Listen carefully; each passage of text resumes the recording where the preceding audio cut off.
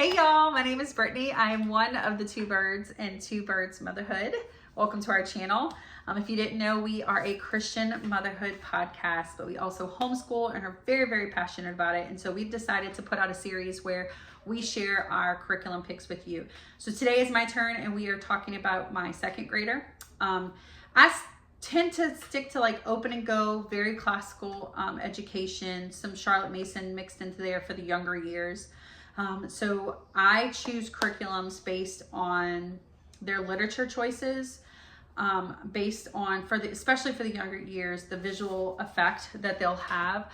I also choose things that I feel like we'll both enjoy, but are also comprehensive while still being gentle in the younger years. And so that is the things that I took into consideration when making my choices for him. Now, he is a second grader, but the first thing we're going to talk about is our language arts pick is from The Good and the Beautiful. This is probably one, if you have been around the homeschooling community a while, you have heard about this, but I'm very stick in a sand, and if something's working for my family, I kind of stick with it. And so this is something that I've used for all three of my children. So we're going to do the level 1 course book because Asher is a kid who had to take more time than his older brothers to learn how to read. And so for that reason, I've chosen to slow down and really take my time. We've also used Hooked on Phonics in the past to help reiterate some of those phonics foundations. And so anyway, this is what we have ultimately decided on. So it's very open and go, and I'll quickly show you. It has little blue words for what you have, like what is for you, and then the black is what you read to your child. And you literally can open this, look at the items needed, take 5 minutes to gather those, and then go on about it. I like it because they offer independent practice with every single lesson. I also like it because it integrates poetry memorization, it integrates art study, it integrates projects, little art projects and things like that. There's lots of cut and paste. There is some digital work included with this, so you have your letter tile practice that you can do with the app. So I like this because it is comprehensive. It covers a lot, so we'll discuss some geography in here as well. So it covers a lot without being overwhelming. And so I really, really, really enjoy it. It's also available for free if you want to print it. I just would prefer the book to be done. So with that is the Reading Booster B books. So this kit comes with these, and it's just these little books that they can use to reiterate the reading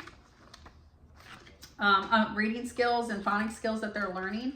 So it'll tell you within the lesson, like, hey, you can have them read book whatever, or you can have them do it on their own, whichever you prefer. And then the other thing that it comes with is these Reading Booster B cards here. And these are just cards that they will spend time practicing every day. And as they master them, you could put a little sticker that they provide at the bottom right here. So something fun that my son has done in level K that he really enjoys, that I know he'll enjoy with this one as well, is that these little stickers are based on the photo that is on the front and back cover. And so he tries to find it in the picture before he uses it. So it's something fun that he likes to do, and he loves it.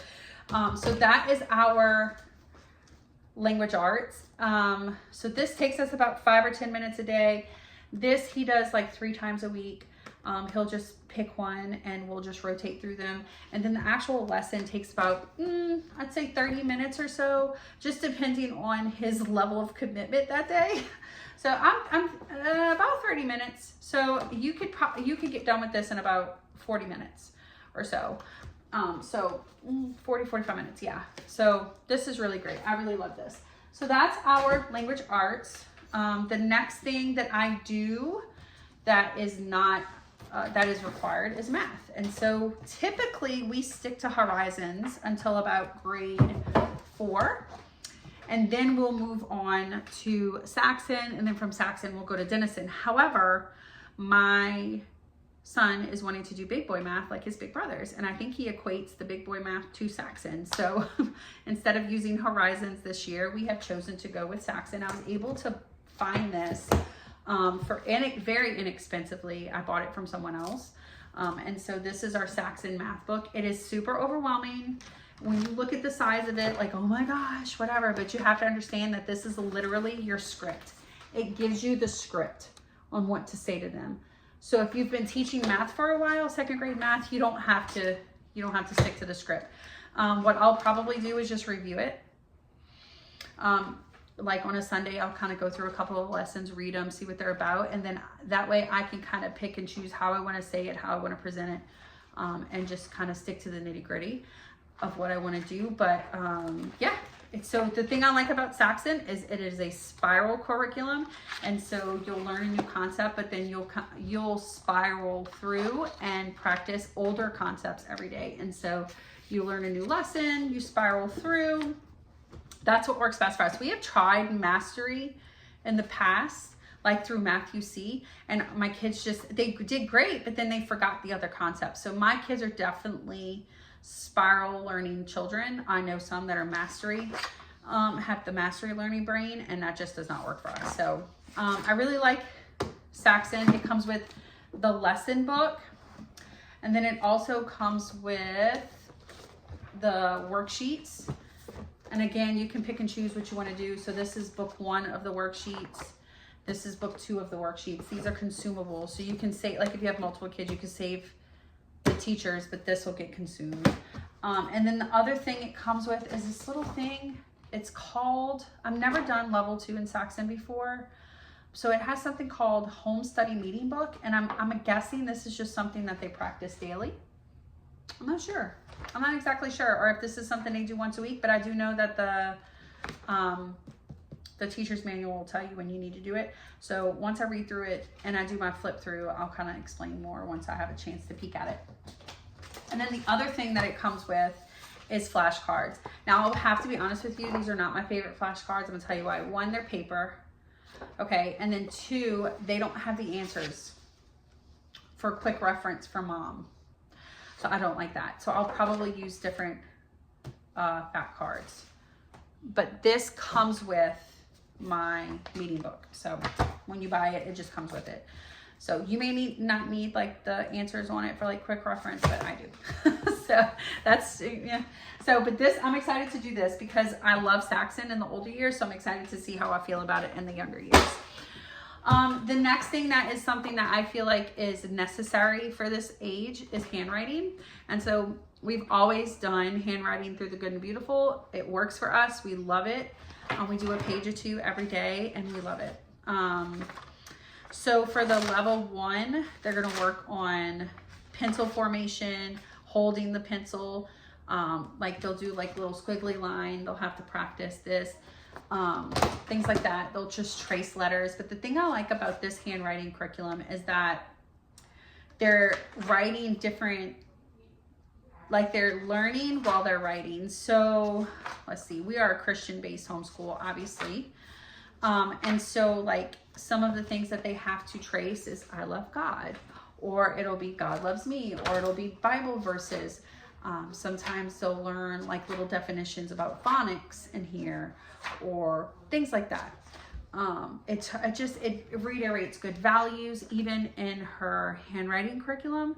And so I really like her handwriting program. I'm gonna be honest with you guys, having this phone sideways is driving me nuts because I have to make a conscious effort to stare at the little camera and not turn this way and look this way. So in the video, if you see me doing that, you know, just have some grace.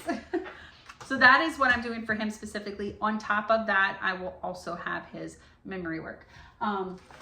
The other thing that we're gonna do is we're gonna do science. I haven't chosen a new science yet, to be honest with you, so we'll probably just finish our geology from this past year, which is from the Good and Beautiful, and it comes with this really cool little like book for him to reiterate what he's learning.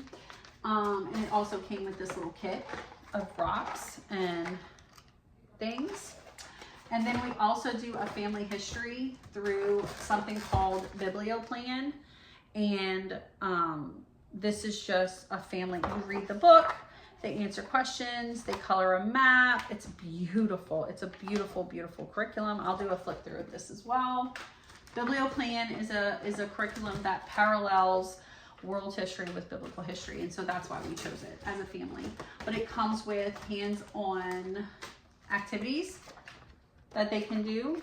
It comes with, you can do as little or as much as you want with this curriculum, but it comes with hands-on maps that I make copies of and I print, and then they just color the maps and label them and those sort of things. It comes with a timeline. So we've already started it. So like you go in and based on what you're learning for that week, you know, you put your timeline in there. And then it also comes with like questions and answers that you hand them out, and my big kids will write their answers, but Asher I ask him and he answers them verbally. So that is our curriculum picks for grade 2. If you have any questions, let me know. We'll have everything linked below. And as always, we're just so grateful for you to like, share, and subscribe. All right, so in the next video, we will be talking about our middle children. One is 6th grade, and I believe the other one is in 5th grade. Yes, 5th grade. So we're excited about that, so stay tuned for those picks. Bye, guys. What should I say? Okay.